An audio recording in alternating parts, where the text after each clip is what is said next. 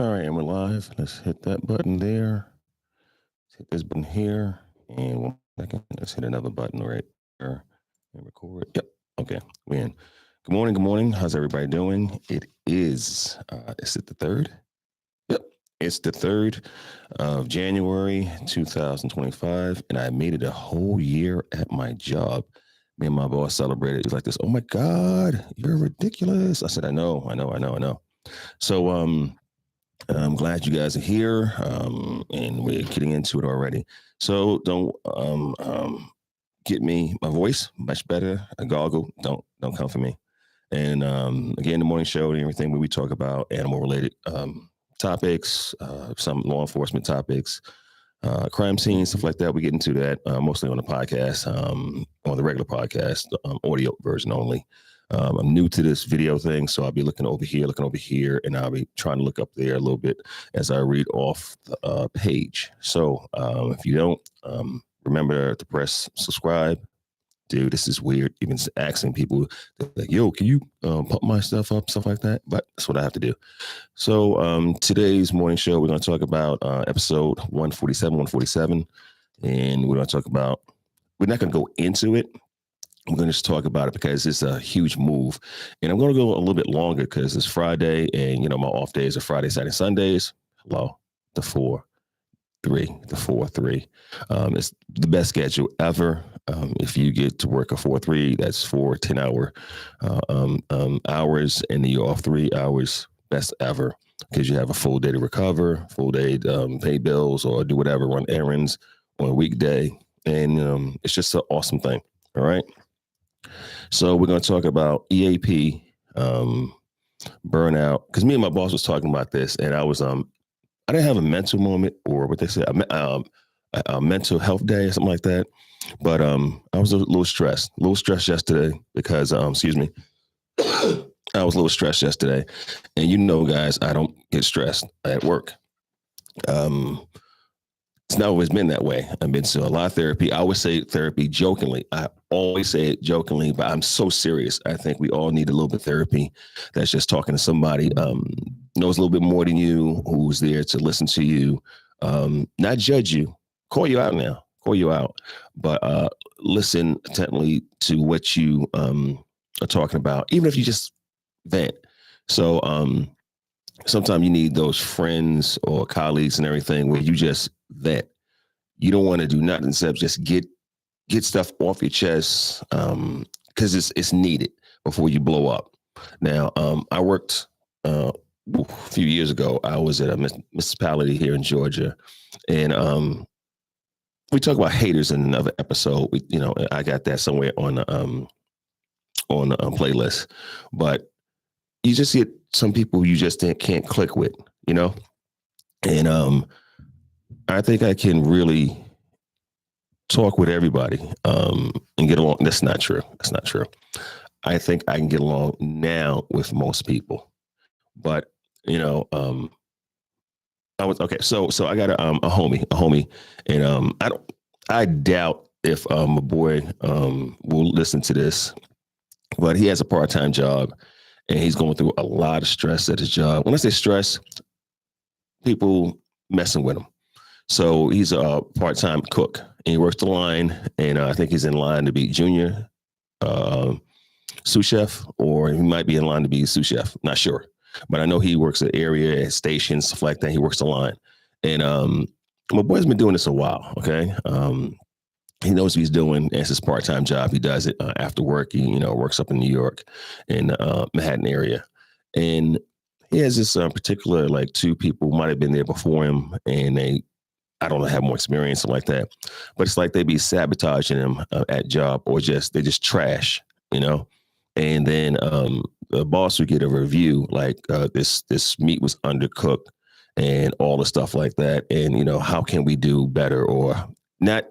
And this another thing is, okay, let's go here. Being accountable and calling out your people to be accountable for their responsibilities. To me, that's huge at work. And sometimes it's hard to call people out because you're a tight bond in relationships. Sometimes it's very difficult. When I was a manager / supervisor, all that stuff like that, when I had my team, I was very militant about a lot of things. I just was. I didn't tolerate being late.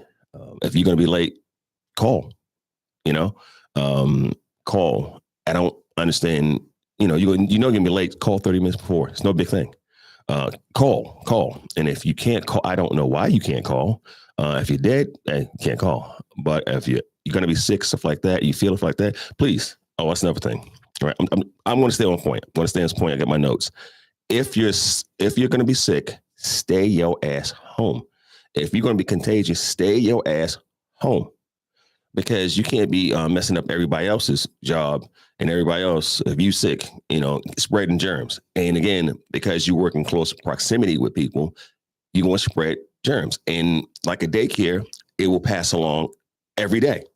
And sometimes it will not leave it for a while. Okay. I mean, please, I got 2 little grandkids that I think in nursery now. And it's hard to keep them, without being sick. It's hard because, in the environment, it's constant. You know what I'm saying? All right. Back to what we're talking about. Doing our job. We talked about being thankless the other day. And again, this is a morning show. Don't Have to Crime Scene morning show. Episode 147. It's sometimes you need a break. And I know always I'm a workaholic, so like that. That's gone.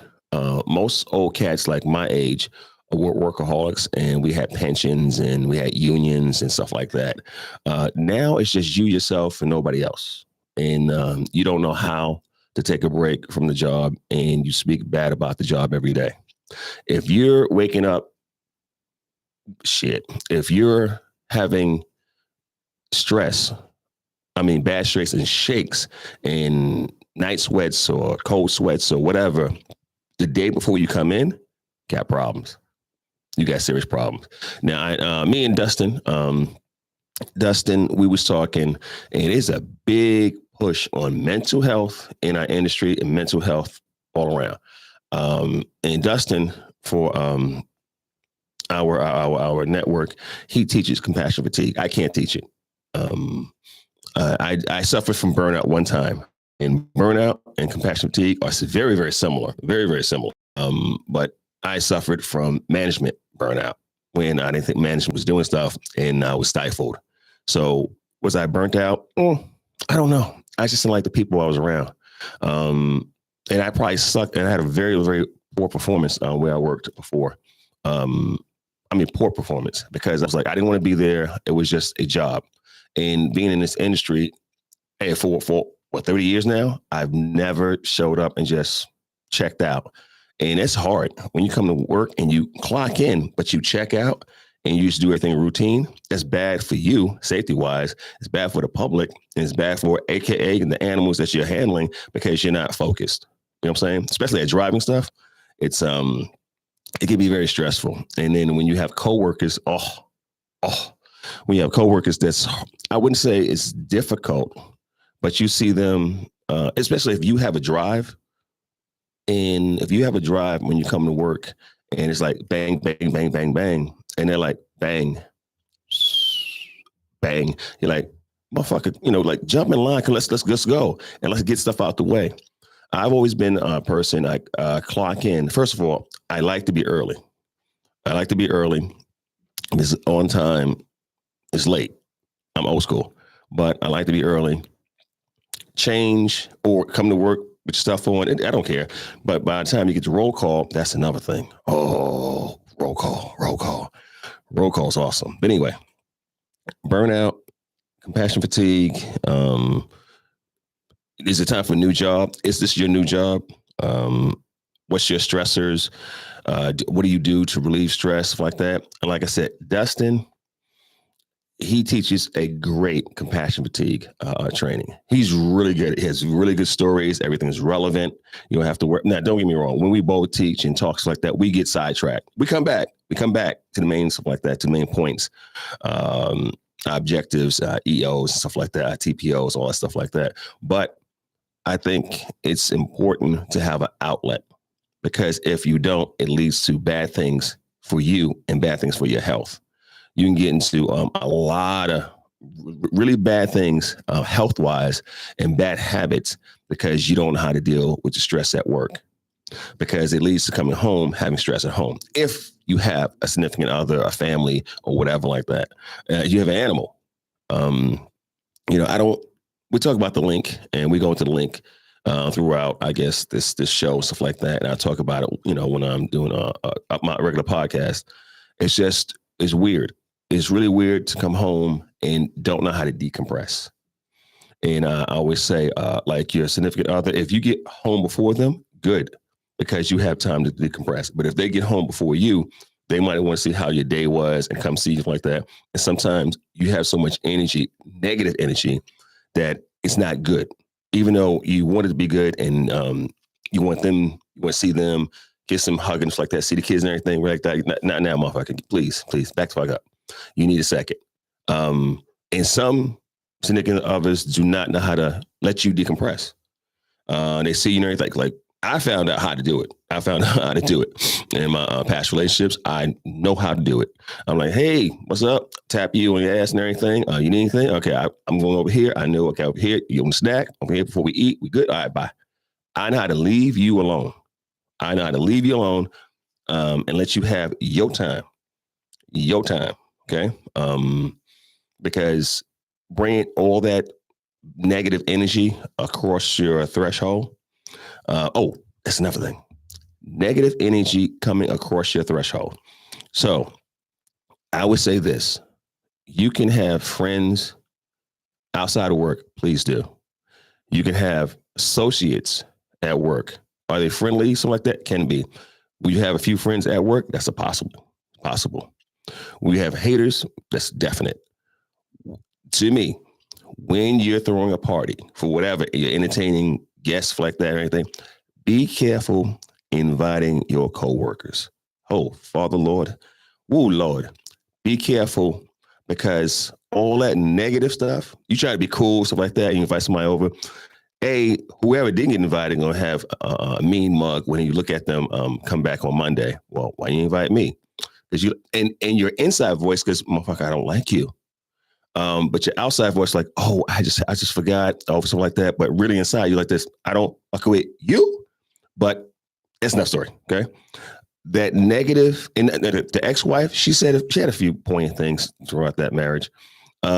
She told me, do not bring negativity across your threshold. And I tell you, I had a party one time. This is a minute ago. I told a story to somebody not too long ago, and I can cook. I can throw down when I want to. Had an outside kitchen. We had a nice house. Okay, big, and we had a lot of people. Easy 30, 40 people. We had I had one of my co-workers. She was working one of the bars, stuff like that, outside bar. We had to-go boxes. That's how it was. It was a really nice way. But when people hate on you at work and you bring them to your house, they're gonna hate on you more. Don't bring negativity to your home.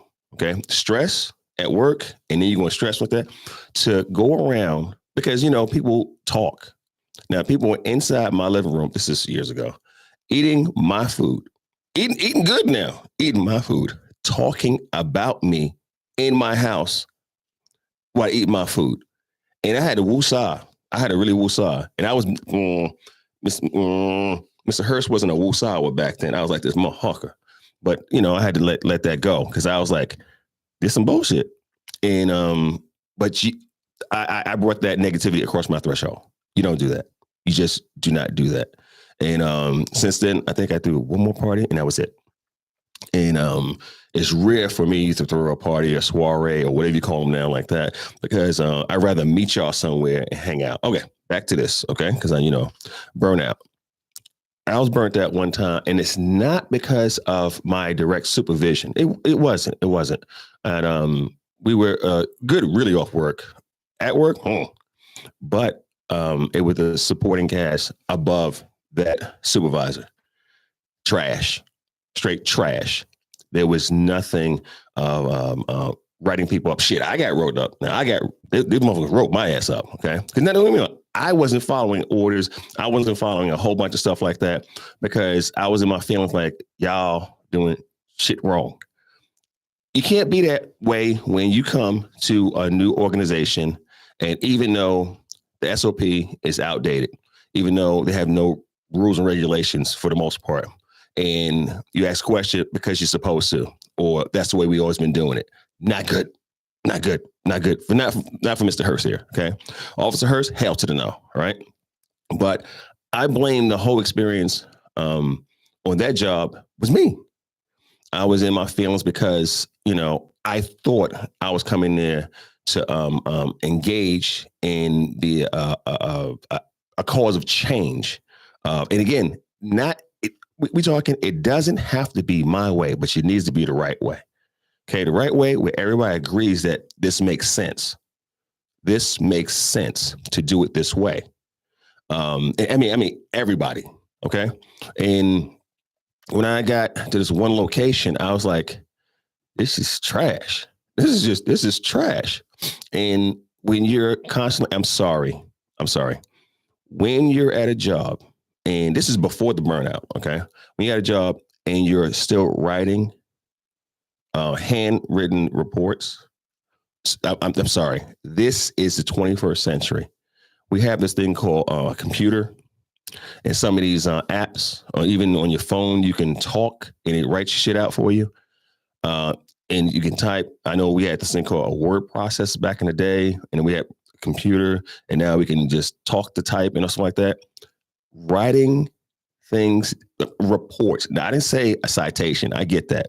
A subpoena. I get that. Okay. Certain paperwork I get, but a lot of that stuff can be computerized and formatted on computer where you can just use your iPad or your whatever. Okay. A lot of it. Some paper, I think up with Nina up in Loudon, I think it's paperless. I think they do almost everything paperless. You're like, well, how's that possible? Because they're smart. Now, they got a lot of money. Okay. But they're smart. And I'm not trying to say get rid of paper. You need to get rid of paper, okay?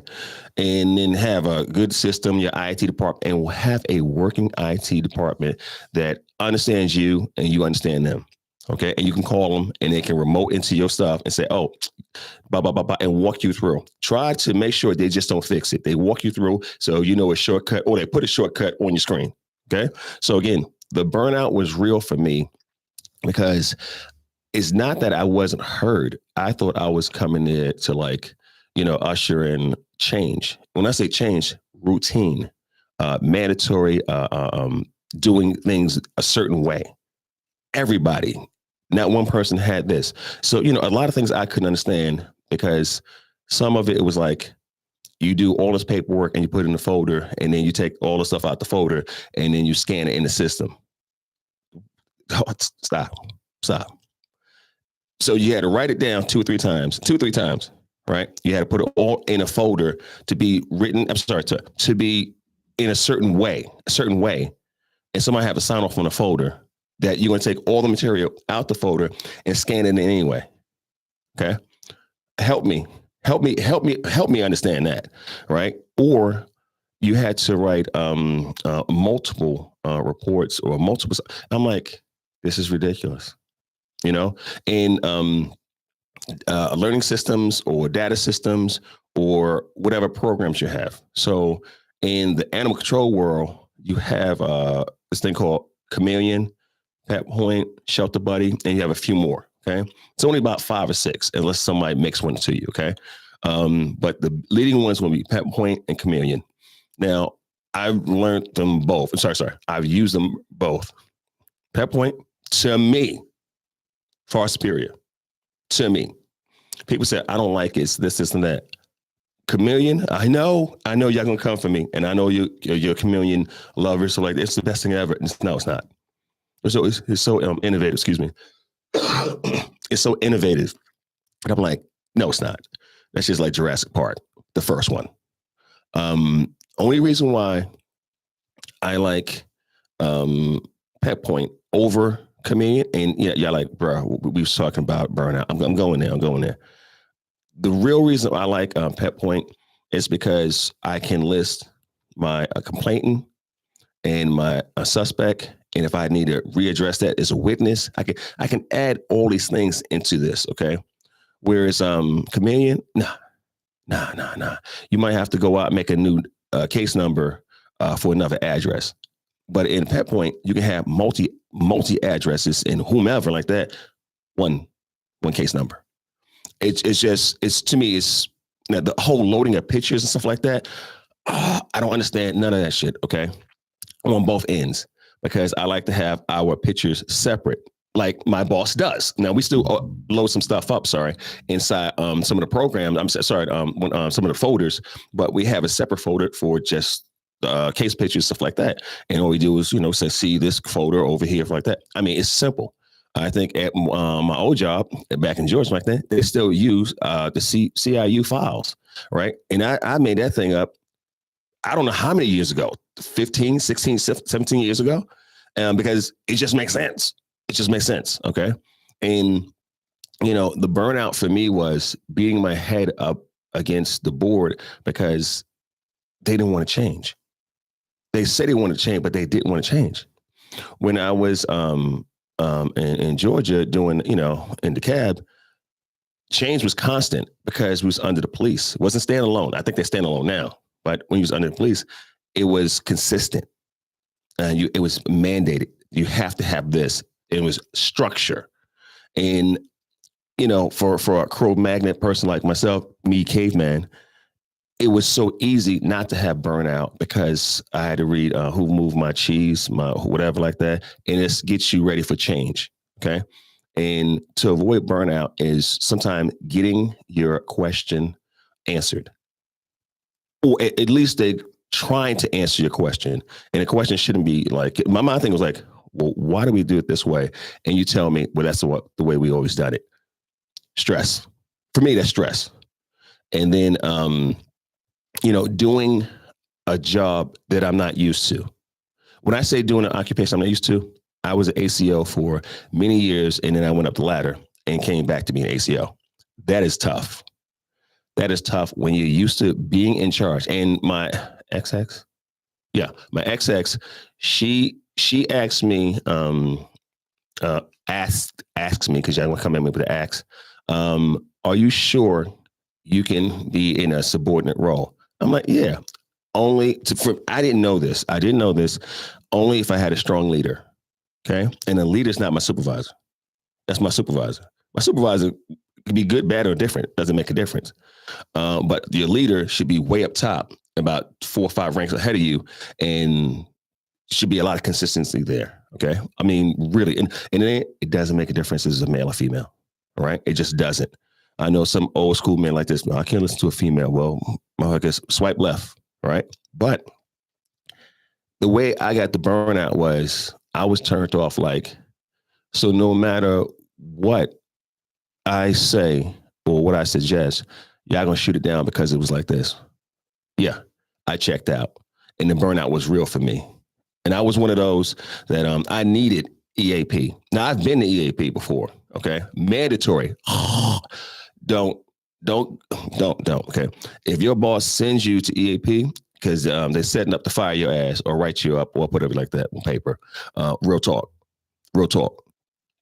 If you go volunteering by yourself, you're good. Okay. And EAP and therapy and everything is good to get it out. And, if your boss send you, they're going to come back and say, all right, you all right? What happened? Stuff like that. You okay? Like, because they can. All right. If they send you. Now, if you go on your own, that's between you and that person. It's not. Okay. So again, the compassion fatigue, I can't teach it. And I just say, well, you don't have compassion. No, I'm extremely robotic. It's just that I deal with compassion fatigue way different than I did with burnout. Cleaning shit is nothing. Putting animals on a truck the correct way, it's nothing. Actually participating in the TNR stuff, woo, stressful, but I had to let that go. In 2012, I had to let that go. It's like, whatever. If I want to get this check, I need to deal with this. That's how I deal with a lot of things. So if they like, well, you get compassion fatigue, I'm like, oh, I don't think so. because I know how to like block it out and just keep going. I mean, I'm like, whatever. I do not. I mean, outside of this period in time when I had burnout, I was not demonstrative to my coworkers. That's not true.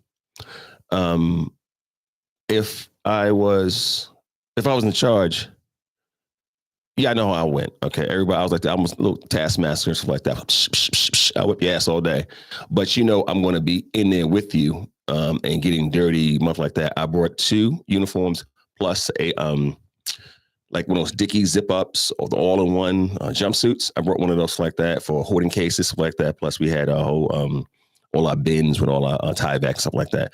But I just didn't sit behind the desk, especially my last few years.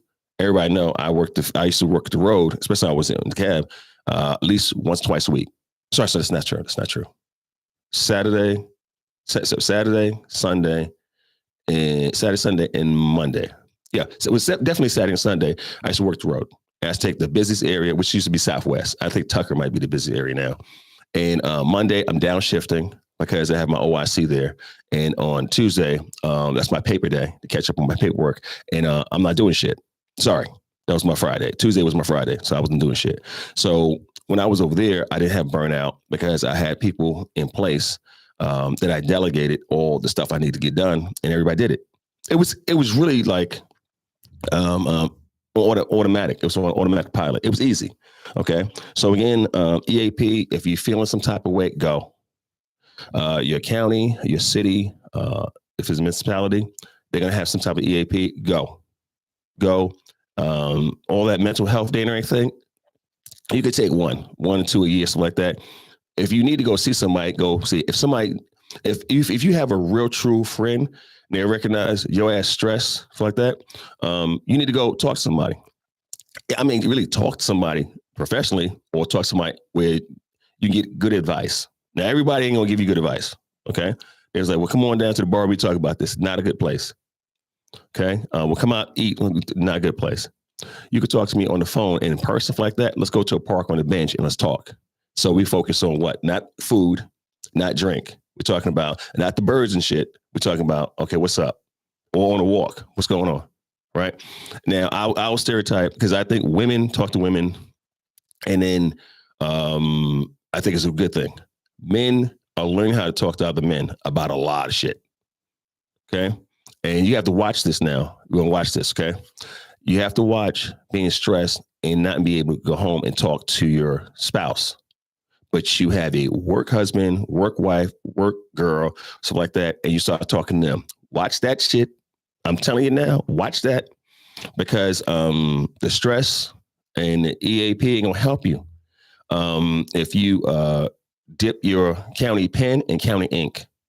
I'm talking some real shit. Okay, so keep you focused. Don't be telling your side boo, your work boo, your work wife, or your problems. They see it, but you don't go to them and talk about it. I know they're right there, or your work husband, stuff like that. I know they're right there, because that can fuck up home.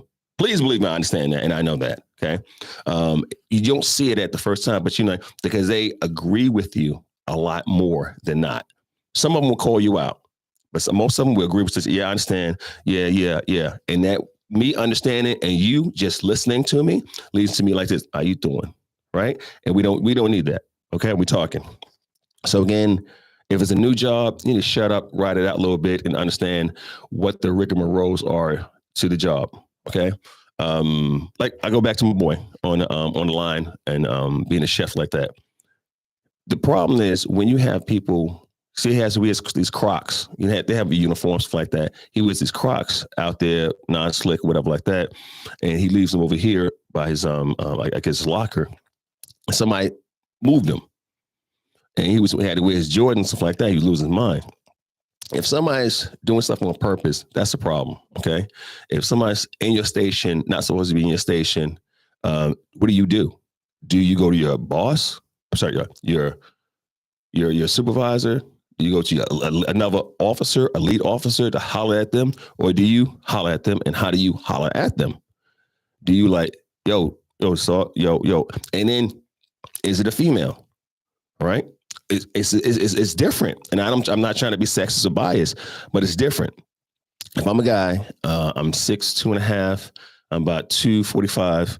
I'm cutting, I'm getting down, guys. And I'm a big guy. So when I want to talk to somebody, it's my tone, demeanor, and what I'm looking at. Because usually I'm taller than most of the people at my job. If not, for the most part, I'm taller than everybody. So I looks like this big guy's talking to this little person. I didn't say with sex, all right? You got to be very careful. And I would say your tone and your delivery. I would say that in any forum. Tone. What does your tone sound like coming from me to you or you to me? And the delivery. What type of delivery are we going at? Okay. Because tone delivery is everything. You can talk to me without being demonstrative or being whatever. I'm talking about just being like an asshole. Okay. And I can be that way too. You know, at where I work now, I'm really laid back. Shit. I've been, the burnout was before, and I was checked out. I was not laid back. I was checked out, where it's so much that you do not even comment. You clock in and leave. And you use your, we always talk about office is the truck or your car. And it really was. I would not come back to the shelter. I wouldn't come back. And if I did, it's after all the administration left at a certain time. And when it's dark, just to unload. And, you know, I used to get in trouble because I was starting to forget things, and things weren't routine. And I was getting all types of trouble because I wasn't there. I was checked out. And I just didn't understand why they did things this way. And it just became, and I hate this term, it became stupid to me. And one of my homies, she always used that stupid. I said, we got to do better. You know, because she might say, well, they should know this by now. They should know this. This is stupid. They can't be stupid. I said, no. You have to re-explain it to them again. Why? They should know it. They should. But it's up to you as a manager and supervisor and something like that to make sure they do. So say, okay, you don't know? Let's go over it again. Now, don't get me wrong. You still hold people accountable for the shit they should know. Okay. So again, we got EAP. Go if you need, you know, to talk to somebody. Burnout. Take a day. Take a breath. I'm not an avid walker now, but I used to walk a lot because it's therapeutic and it's stress free. Just walk. Get out there and try to do 4 to 5 miles. That's a walk. Okay. Get you about 20,000, 15,000 to 20,000 steps. That's a walk. All right. Stress, how you deal with it. Are you dealing with an old school supervisor or a new school supervisor? Sorry. It really depends. If you have an old school, old head, that's man and woman, doesn't make a difference. They might not be here to hear anything new. In the industry that we work in, animal welfare and enforcement, we have this thing called best practices. What are best practices? These are practices that people say this is going to work, or I've worked over here. But what best means, it's the best thing out. It should work everywhere. We don't know that shit. Okay. Best practice is not best practices until it works for you too. Okay. So you can, and don't get me wrong, when you go to these conferences, okay, when you go to these workshops, okay, you need to lean in and see where this stuff worked outside of what the speaker or presenter or the spokesperson are saying. Okay. When they say it worked here, here, here, and here, you say, can I see some of that data to see how you got that? Because, you know, they said, what's the best thing since sliced bread? Okay. I'm like, no. When it was me and I don't know, it was Dustin. It was me and Dan, and we were at Prairie States. We was at Prairie States conference up in Bloomington, Illinois. And we were we was on the floor in the back, and it was a speaker, a presenter, and she was talking about, it was, what was it? The five freedoms, and it was something else. And this was all new to me. It's a few years back. I said, 5 freedoms. Okay, I like that, right? And I was looking at him across the floor, excuse me, and he was like, he's not like, yeah, he's heard this before. I said, right.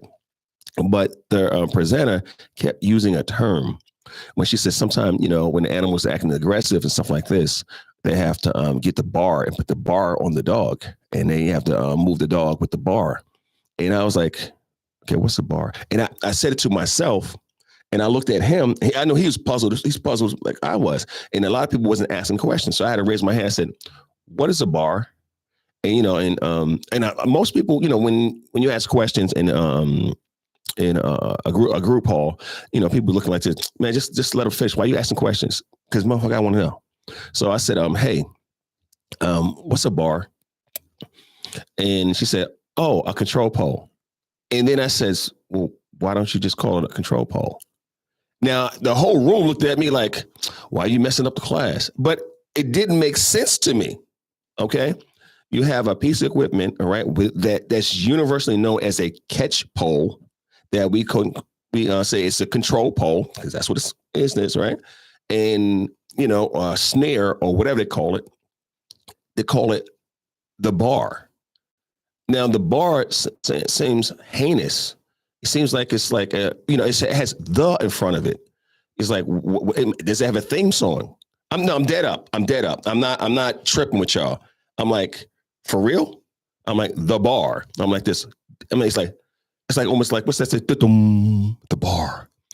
I was like, well, just call it a control pole, like everybody else do.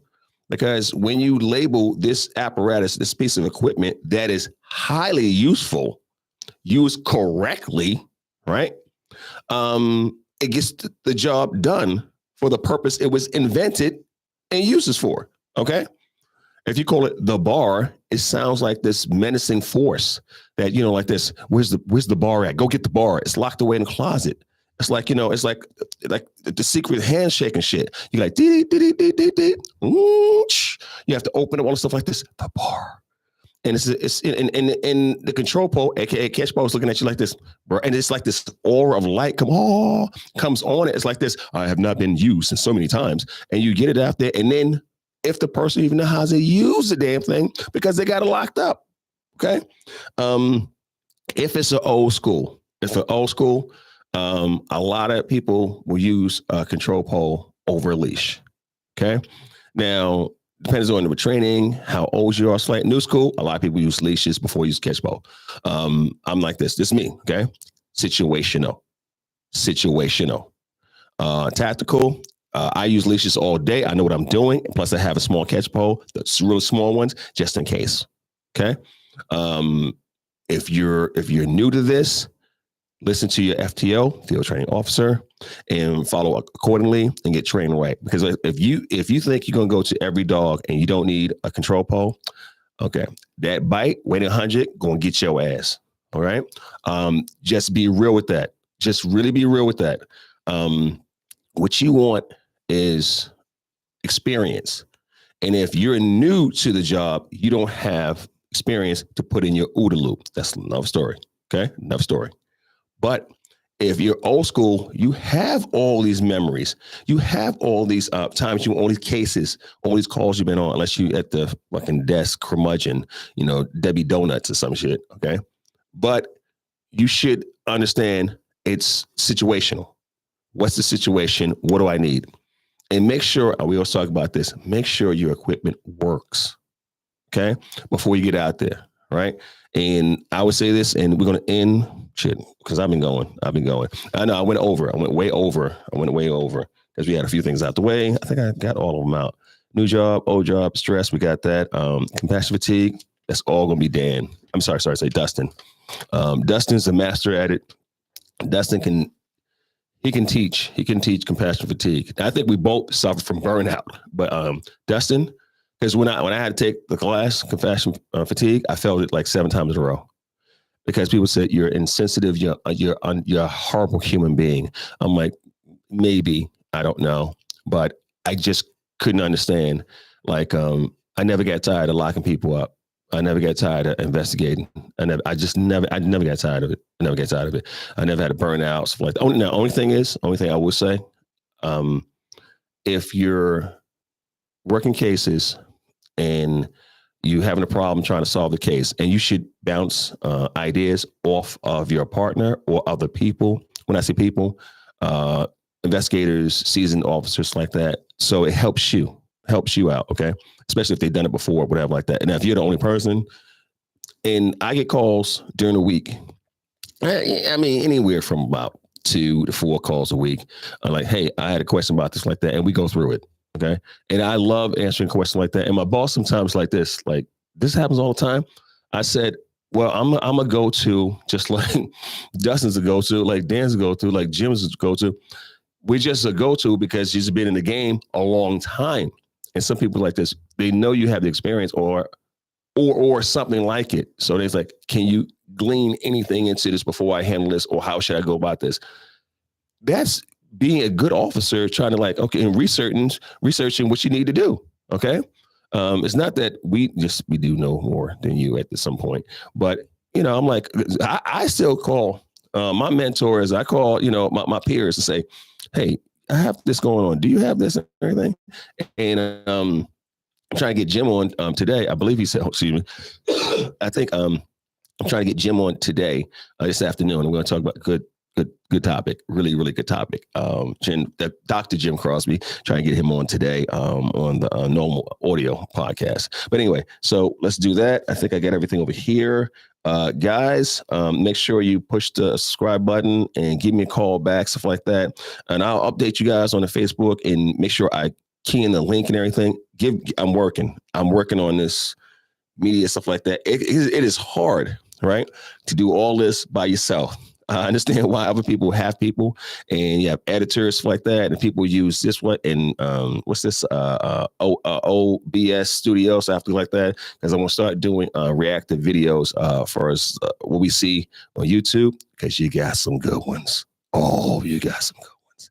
I think they should be Monday morning quarterback a little bit, not to dog out the officers involved, something like that, but just to learn from either what they did right or the mistakes, pointing them out and say, well, this is what we could have done. This is what we could have done. This is what we should have done, stuff like that. And if we can get that officer on to break it down and go backwards, you know what I'm saying? Because I think I had a officer up in Gwinnett get bit by a dog, and I really want to see him at the SACA conference last year so I can discuss what happened and slow it down for me. Because have I been attacked by dogs? Yeah. Now, have I been bitten by those dogs? No. And they said, well, how many bites have you suffered? Probably 8. They said, well, were they attacks? Well, not really. Me reaching over trying to unlock a latch and the dog snatched up and almost took my finger off. It got me really good. I was like, ooh, that was me being dumb. As far as the dog running up on me and attacking me, fuck out of here. Okay, stop playing. So we have the experience to ward off these and downgrade them, or like make sure it doesn't happen. All right. So all right, that's the show for today.